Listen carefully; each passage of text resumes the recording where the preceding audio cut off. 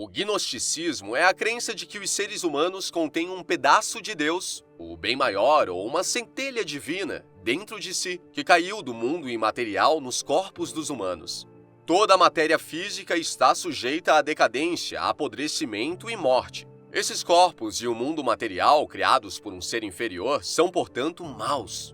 Presos no mundo material, mas ignorantes de seu status, os pedaços de Deus requerem conhecimento conhecido como gnose para informá-los de seu verdadeiro status. Esse conhecimento deve vir de fora do mundo material, e o agente que o traz é o Salvador ou Redentor. Durante os primeiros 3 séculos do cristianismo, não havia autoridade central até depois da conversão do imperador romano Constantino o Grande em 312 d.C. As comunidades cristãs ensinavam muitos pontos de vista diferentes. No século II, alguns grupos, agora referidos coletivamente como cristãos gnósticos, alegaram ter acesso ao conhecimento secreto. Em meados do século II, um grupo de líderes cristãos retroativamente referidos como os pais da igreja escreveram alguns livros contra esses cristãos gnósticos. Antes de continuar, não se esqueça de deixar o seu like e se inscrever aqui no canal. Com isso, você nos ajuda a crescer cada vez mais e nos ajuda a produzir mais vídeos como esse.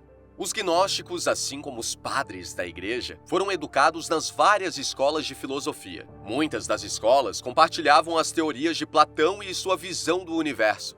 Os conceitos gnósticos refletem uma escola moderna de filosofia conhecida como existencialismo. Os gnósticos faziam e respondiam a perguntas como: quem sou eu? De onde eu vim? Qual o significado da vida? Por que estou aqui? E qual é o meu verdadeiro eu? Os gnósticos promoveram conceitos de dualismo radical que regem o universo. Isso foi polarizado como a alma, centelha contra a carne, luz contra a escuridão.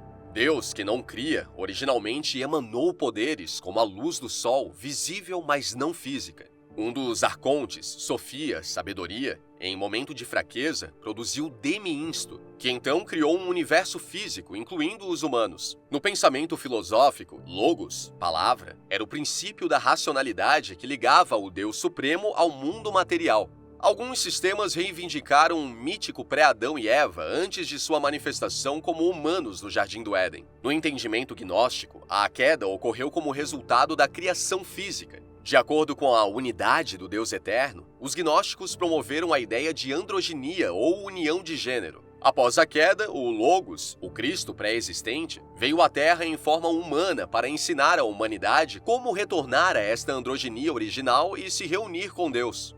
Segundo eles, Deus enviou Cristo para restaurar o cosmos original. Como a centelha divina dentro dos humanos havia adormecido, ela não se lembrava de suas origens. Os humanos tiveram que ser despertados para a presença desse pedaço de Deus dentro deles. Os pais da igreja reagiram aos ensinamentos gnósticos, inventando os conceitos gêmeos de ortodoxia e heresia. Esses conceitos não existiam no mundo antigo. Com os milhares de diferentes cultos nativos na bacia do Mediterrâneo, não havia nenhuma autoridade central que determinasse no que as pessoas deveriam acreditar. Ortodoxia, crença correta, e heresia, da palavra grega hereses, uma escola de pensamento, são 2 lados de uma mesma moeda. Hereges são chamados assim por aqueles que discordam deles, mas ambos os lados acreditam que têm as crenças corretas. Os cristãos gnósticos eram batizados e participavam da Eucaristia, comunhão. Os gnósticos tentaram promover mulheres ministras na celebração eucarística, levando-as a discordar dos padres da igreja. O ritual gnóstico mais controverso era a câmara nupcial, onde se atingia o cristianismo.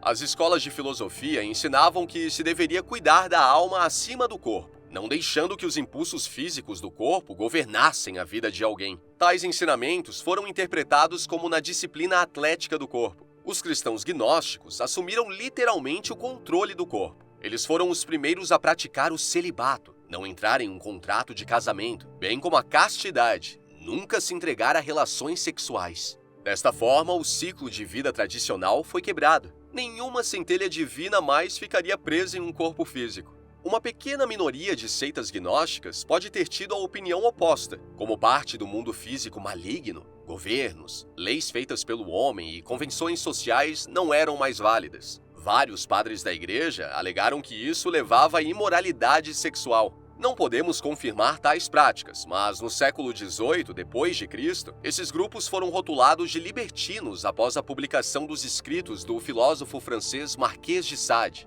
Apesar de deplorar os gnósticos, os padres da igreja absorveram o conceito de celibato para o clero. Ao fazer isso, foi entendido como um sacrifício vivo, ao abrir mão de uma esposa e filhos normais. Este conceito elevou o clero acima da congregação com um senso de santidade. Como todos os outros que foram treinados em filosofia, os gnósticos utilizaram o recurso literário da alegoria. Alegoria é uma história, poema ou imagem que pode ser interpretada para revelar um significado oculto, geralmente moral ou político. Ao mesmo tempo, se alguém não estiver sintonizado com os símbolos ou os significados alegóricos, muitos dos escritos gnósticos parecem incrivelmente esotéricos e intrigantes para o leitor comum. Lendo tais textos, tem-se a impressão de que eles passaram a vida em torres de marfim, contemplando o universo. Mas eles participavam das congregações a que pertenciam. Eles tinham grupos de estudo, mas o que eles estudavam eram os limites superiores do universo onde residiam os gradientes de poderes. Quando um gnóstico morria, sua centelha, a alma, era liberada de seu corpo maligno, mas depois tinha que fazer a jornada de volta para casa.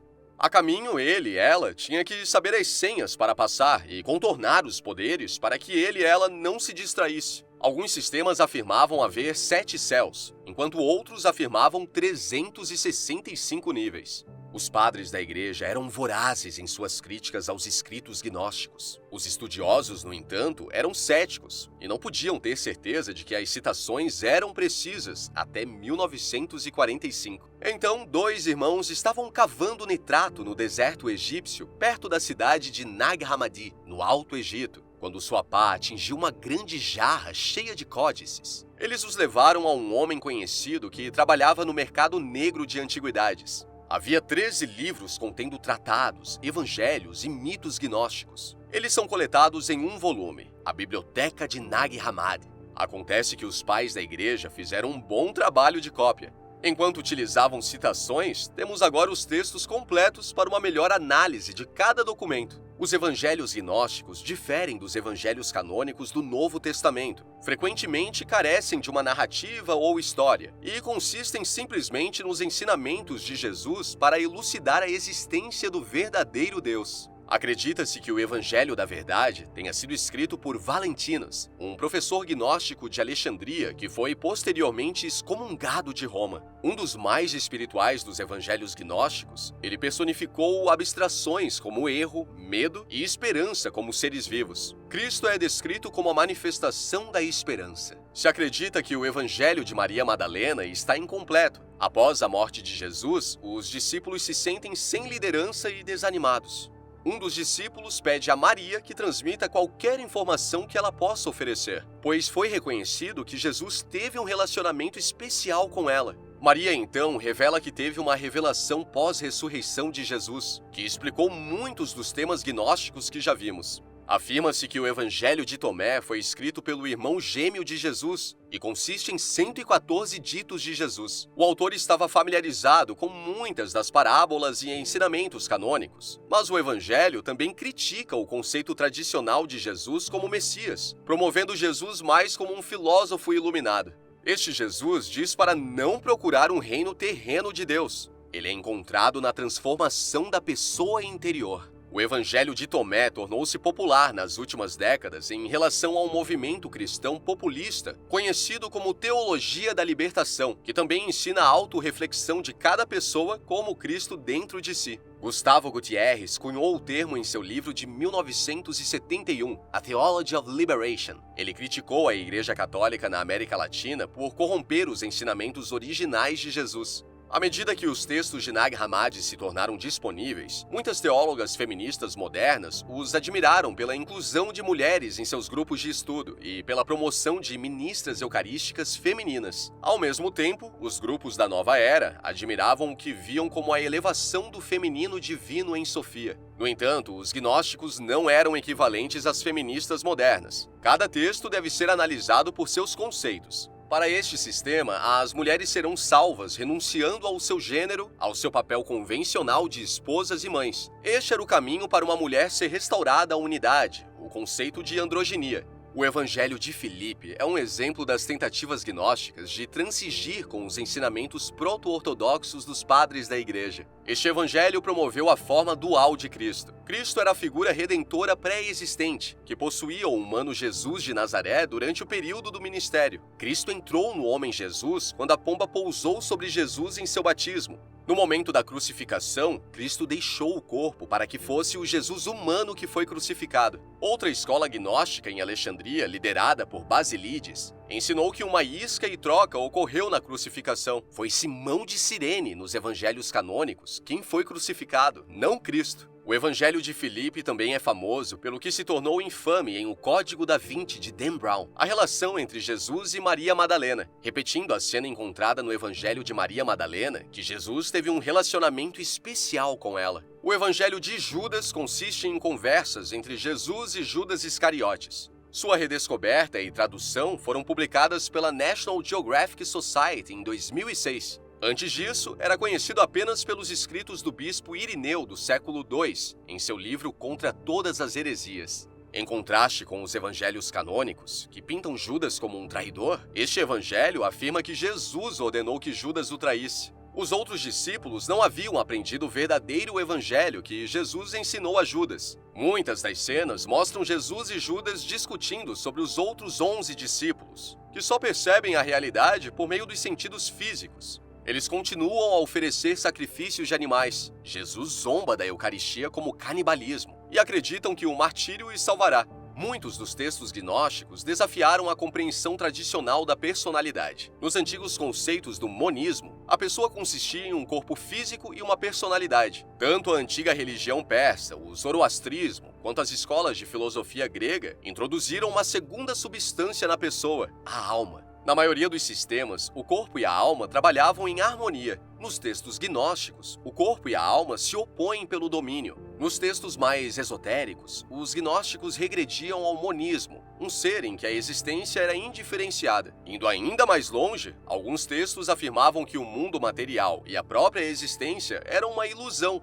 É aqui que o gnosticismo se encaixa com os conceitos antigos encontrados no hinduísmo e filosofia budista. Em 312, Constantino I se converteu ao cristianismo dos padres da Igreja. Qualquer dissidência de seus ensinamentos foi considerada heresia, e tais textos foram ordenados a serem destruídos. Achamos que foi quando alguém, talvez um monge, enterrou os textos em Nag Hammadi. A heresia agora era vista como traição. Os gnósticos basicamente passaram à clandestinidade, apenas para reaparecer na Idade Média nos Balcãs. Seus ensinamentos foram a motivação para a criação da instituição da Inquisição pela Igreja medieval no século XII. Hoje usamos o termo agnóstico para descrever alguém que sabe que algo existe em relação ao divino, mas não tem certeza exatamente do que. A palavra original foi cunhada por um ministro do século XVIII, que afirmou ser agnóstico, significando, em seu sentido original, não um gnóstico, nenhuma dessas pessoas. Aldous Huxley cunhou o agnosticismo em seus romances com base no fato de que todo conhecimento deve ser baseado na razão.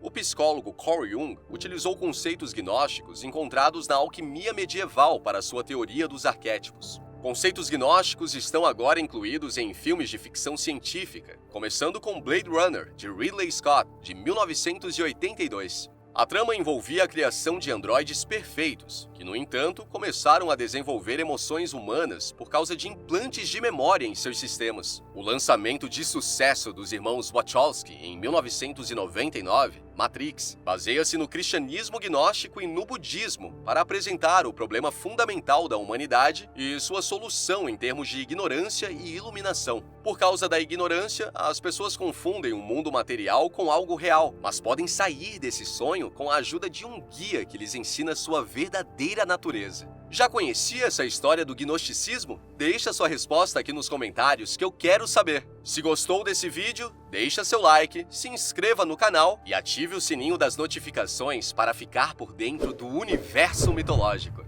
Caso tenha algum tema histórico que gostaria de ver aqui no canal, escreve aqui nos comentários que em breve iremos trazer para você. Até a próxima!